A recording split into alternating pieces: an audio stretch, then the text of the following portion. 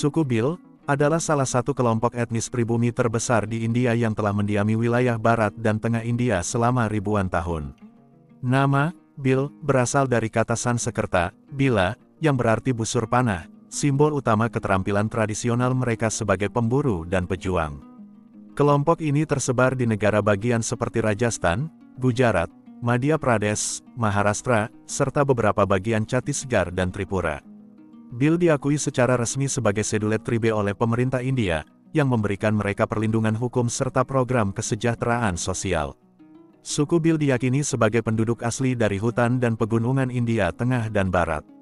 Mereka telah disebut dalam teks kuno seperti Mahabharata, dan diyakini menjadi bagian dari masyarakat India bahkan sebelum kedatangan suku Arya. Pada masa kerajaan-kerajaan kuno dan penjajahan, suku Bhil dikenal sebagai pejuang tangguh yang tidak mudah tunduk pada kekuasaan luar. Banyak dari mereka bergabung dalam gerakan perlawanan lokal terhadap penjajah Inggris di abad ke-19. Bhil memiliki bahasa sendiri yang disebut Bhili, bagian dari rumpun bahasa Indo-Arya. Bahasa ini memiliki banyak dialek yang berbeda, tergantung wilayah tempat tinggalnya. Selain Bhili, mereka juga menggunakan bahasa lokal seperti Hindi, Marathi, atau Gujarati dalam kehidupan sehari-hari. Mayoritas masyarakat Bhil hidup di daerah perbukitan, hutan, dan pedesaan. Mereka menggantungkan hidup pada bertani di lahan kecil dengan teknik tebas bakar, berburu dan meramu, walau kini semakin jarang karena hukum perlindungan satwa. Membuat kerajinan tangan, seperti keranjang, senjata tradisional, dan perhiasan dari manik-manik. Pekerja kasar di kota-kota besar selama musim paceklik. Budaya Bhil sangat kaya dan unik, dengan warna lokal yang kuat. Pakaian tradisional, pria Bhil mengenakan dhoti dan turban, sementara wanita memakai sari berwarna cerah dengan banyak perhiasan perak dan manik-manik. Seni rupa, lukisan Pitora adalah warisan seni Bhil yang terkenal, mural penuh warna di dinding rumah yang menggambarkan dewa, hewan, dan kehidupan sehari-hari. Musik dan tari, musik rakyat, alat musik tradisional, dan tarian seperti Gafri atau Bafai menjadi bagian penting dalam perayaan dan upacara adat. Kepercayaan, Bhil menganut sistem kepercayaan animisme dan menyembah roh alam, gunung, dan sungai. Namun, banyak dari mereka juga menggabungkan unsur Hindu dalam ritual keagamaan mereka. Suku Bhil merayakan banyak festival, baik tradisional maupun Hindu.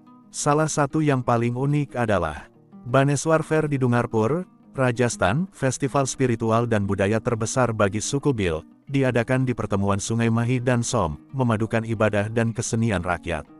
Meski memiliki budaya yang kuat, suku Bhil menghadapi berbagai tantangan seperti kehilangan tanah adat dan hutan karena proyek industri dan pembukaan lahan, kurangnya akses pendidikan dan layanan kesehatan, kemiskinan dan marginalisasi sosial, konflik dengan hukum karena berburu atau meramu di hutan konservasi. Pemerintah India telah berusaha membantu melalui program afirmatif seperti reservasi pekerjaan dan pendidikan, namun kemajuan masih berjalan lambat.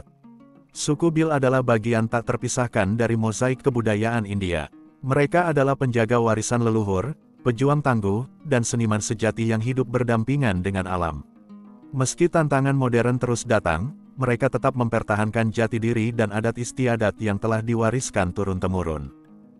Meski dikenal sebagai salah satu suku tertua dan terbesar di India, kehidupan masyarakat Bhil jauh dari kemewahan dan kenyamanan. Di balik budaya yang kaya dan sejarah yang membanggakan, tersimpan realita keras yang mereka hadapi setiap hari. Mayoritas keluarga Bhil hidup di bawah garis kemiskinan. Mereka tinggal di perkampungan terpencil, jauh dari kota dan pusat pemerintahan, dengan akses yang sangat terbatas terhadap fasilitas dasar seperti air bersih, listrik, layanan kesehatan, sekolah. Rumah mereka biasanya dibangun dari lumpur, bambu, dan jerami, tanpa fasilitas modern. Mata pencaharian mereka sebagian besar adalah bertani secara tradisional, yang bergantung pada musim hujan. Jika panen gagal, mereka harus bekerja sebagai buruh harian lepas di kota-kota besar dengan upah yang rendah. Meski India telah menghapus sistem kasta secara resmi, namun dalam praktiknya, diskriminasi terhadap suku Bhil masih terjadi, terutama di desa-desa yang dikuasai oleh komunitas mayoritas atau kasta atas. Banyak dari mereka tidak dilibatkan dalam pengambilan keputusan lokal dan seringkali tidak mendapatkan hak yang setara. Mereka disebut sebagai bagian dari Scheduled Tribe, namun perlindungan hukum kadang tak menyentuh kehidupan nyata mereka. Anak-anak Bill masih banyak yang tidak mengenyam pendidikan formal, atau hanya sampai tingkat dasar. Alasan utamanya adalah, jarak sekolah terlalu jauh, tidak mampu membeli seragam dan perlengkapan. Anak-anak terpaksa membantu orang tua bekerja di ladang atau mengurus adik. Banyak dari mereka yang akhirnya putus sekolah dan masuk ke lingkaran kemiskinan antar generasi. Lahan hutan dan tanah adat yang menjadi sumber penghidupan mereka kini semakin menyusut. Proyek infrastruktur, industri, dan pertambangan membuat banyak keluarga Bill kehilangan ladang dan hutan, terpaksa pindah atau hidup sebagai pengungsi internal, tidak mendapatkan kompensasi atau perlindungan hukum. Tanpa akses ke sumber daya alam, kehidupan mereka menjadi lebih rapuh dan bergantung pada bantuan pemerintah yang sering tidak tepat sasaran. Masyarakat Bill sering mengalami kekurangan gizi, sanitasi buruk, dan minimnya fasilitas kesehatan. Anak-anak mengalami stunting, dan wanita sering melahirkan tanpa bantuan medis. Di beberapa daerah, pengobatan tradisional masih lebih dipercaya ketimbang rumah sakit, karena jarak, biaya, dan rasa tidak percaya pada sistem luar. Meskipun hidup dalam tekanan ekonomi dan sosial, masyarakat Bill tetap berusaha mempertahankan bahasa ibu, Billy, seni lukis pitora, tari-tarian dan ritual adat, kepercayaan terhadap roh alam dan dewa-dewi leluhur. Namun generasi muda Bill mulai terpapar arus global melalui televisi dan internet, yang menyebabkan terjadinya krisis identitas antara memilih hidup modern atau mempertahankan budaya leluhur. Meski realita hidup mereka sulit, banyak pemuda Bill kini mulai sekolah lebih tinggi, ikut pelatihan keterampilan, dan bahkan bekerja sebagai guru, PNS, atau aktivis sosial. Mereka menjadi jembatan antara dunia modern dan warisan suku. Organisasi masyarakat sipil dan LSM juga mulai masuk ke wilayah-wilayah Bill, memberikan pelatihan, membangun sekolah alternatif, dan memperjuangkan hak tanah serta identitas mereka. Realita kehidupan suku Bill adalah kisah keteguhan dan perjuangan. Mereka bukan hanya kelompok masyarakat adat yang terpinggirkan, tetapi juga simbol dari perlawanan terhadap ketidakadilan struktural dan eksploitasi.